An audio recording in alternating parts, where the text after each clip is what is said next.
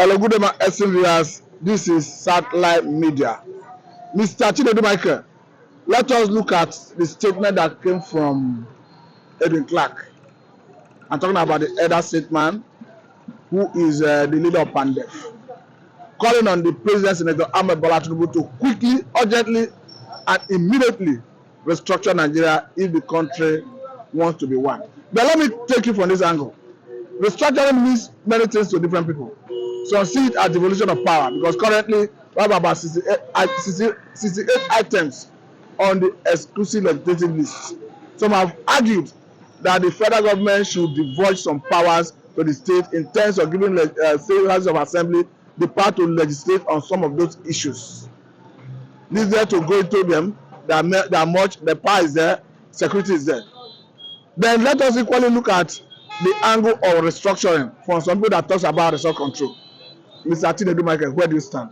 Of course, we're on a good note, but let me tell you, Nigeria is a very funny nation. Nigeria plays their politics based on sentiment and ethnicity, based on interest, When Ojukwu returned from Aburi, and this is part of the things that Awolowo would have explained to Gowon, that confederation does not mean secession. But unfortunately, they passed a wrong information to Gowon, and that was how Gowon came up and declared 12 states across the world. And that was the beginning of the restructuring we are talking about today. And that was what led to the war, If they have allowed the status quo to remain, where every region, continue to control their resources and maybe have a less interested center, in terms of security and the rest of them, at least maybe Nigeria would have been a bit workable for some people, or for Nigeria, sorry, But as it stands now,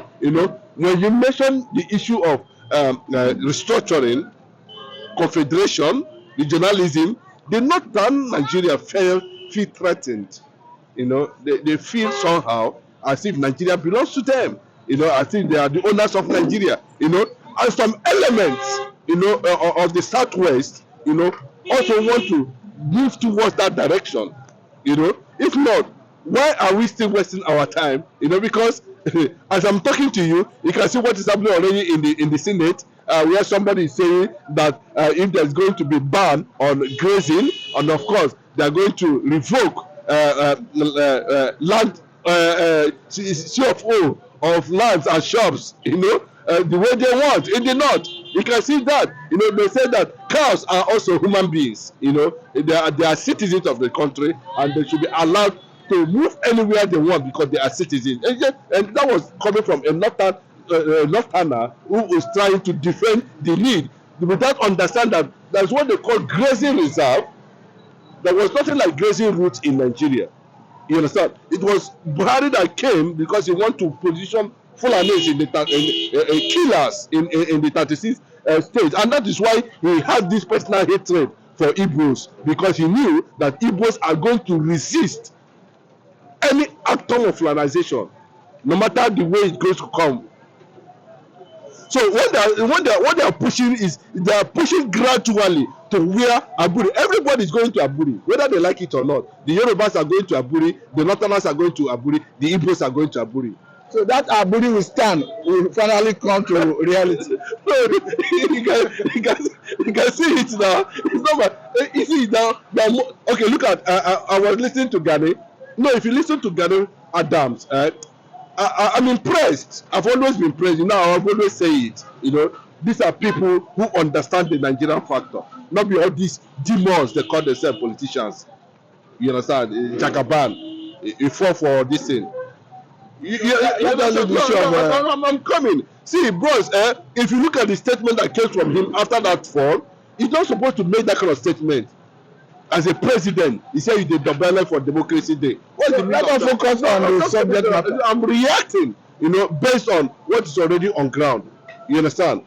So the fact is this, that the system as it stands now, as they are projecting. I know that the Northerners are going to resist it, and the level of resistance that will come, whether it's going to resort to armed struggle or whichever means the resistance they're going to come up with, will determine whether we are going to restructure, the type of restructuring we are going to embark on regionalism, the type of regionalism, or they should pass a bill, and sign it into law that allows for self-determination of major ethnic groups in Nigeria. Okay, let me permit me to even include the issue of regionalism in alternative when you talk about restructuring, because actually some people are talking about regionalism. Even currently, there is a bill that is going to be sent to the president from Yoruba group, and there's a group from Yoruba extraction calling for restructuring of the country.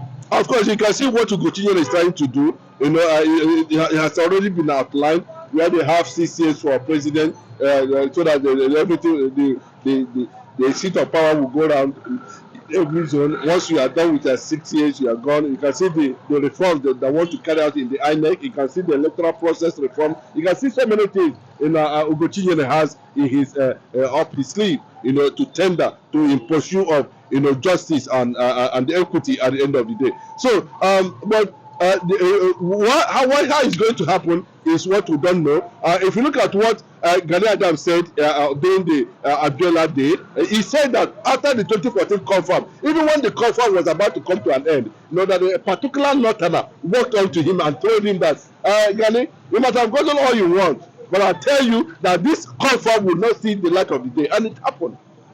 A northern senator. And it happened. He said it publicly there. So what does that tell you? That the level we are continuing to push for them to understand the kind of unity that should be existence in Nigeria. And if they don't buy into it, of course, we know what journalism is. Like I just said, it's Aburi. Everybody's heading to Aburi now. And at the end of the day, we're going to experience partial disintegration of Nigeria. What do you mean partial disintegration? I understand that there's nothing sacrosanct about any country in terms of whether who and who should be part of the country, because even Nigeria as it stands today is a signatory to UN Charter that talks about self-determination. So to that extent, so long as anyone agitating is within the ambit of the law, I don't think the person have committed any crime, both locally and internationally. But at the same time, is it not proper that when one agitates, you confine yourself within the ambit of the law? Yes, what the law says that you have right to say that you don't want to be part of this. What the United Nations does not want is just an armed struggle to it. But if you follow the process, no matter how long, at the end of the day, you are going to get it. So that's what the law says. The international law supersedes the local law. So what we are looking at is what the United Nations Charter said. And a referendum is being conducted. And anybody that's trying to stop that, does not actually mean well to the rules and regulation that has been enshrined, to govern and rule the world by United Nations. So if you go against that, you are also going against the world, like what the federal government is trying to do. They are going against Simon Ekpa. They are going against Nnamdi Kanu. They think they are doing themselves good. They are also going against the world. When Azikiwe and Awolowo and the rest of them started agitation for independence of Nigeria, were they killed? Even would have killed them now. So why is it that this one is different? Because Igbos are involved. Igbo man is involved. Igbo want to stay on their own. So they forgot that those things that led to that agitation has not been properly, looked into by the system. The Yorubas, the Hausas have ruled this country. They have messed everywhere up. The worst is what we are experiencing now. The worst. If I tell you the mystery behind, it says I should not go there. But let me just leave it that way, because for national peace and stability, I think Nigeria should understand at this point in time. We are no longer taking it funny. We are not seeing it funny. But even during the protest, you can see Tinubu Ole or Sanwo-Olu Ole, and they are shouting it. His own kinsman is telling that he's incompetent. What else do you expect? He says the double. In fact, it's unfortunate. the train is moving, you know, and there are all eyes on 2027. Nothing for Tinubu 2020. I can't mark it. You know, Obi and the BDM is a time for you people to, you know, sit up and organize yourself, build a ground force, political force. You know, I'm not saying for anything. You know, galvanize the system. You know, the whole thing is working in favor, you know, of the obedient. You know, and we are going to see an opportunity again. I think Nigeria they want to give Nigeria an opportunity again, you know, for unity. They want to give Nigeria opportunity now for coexistence. They want to give Nigeria opportunity for survival as a nation. And if they fail it this time, like what Edwin Clark and Pa Aya Adebanjo has been saying, you know, Nigeria is going to experience, you know, bye bye forever. I think I must say a very big thank you for your time. This is Satellite Media. Thank you for your time, Mr. Chinedu Michael.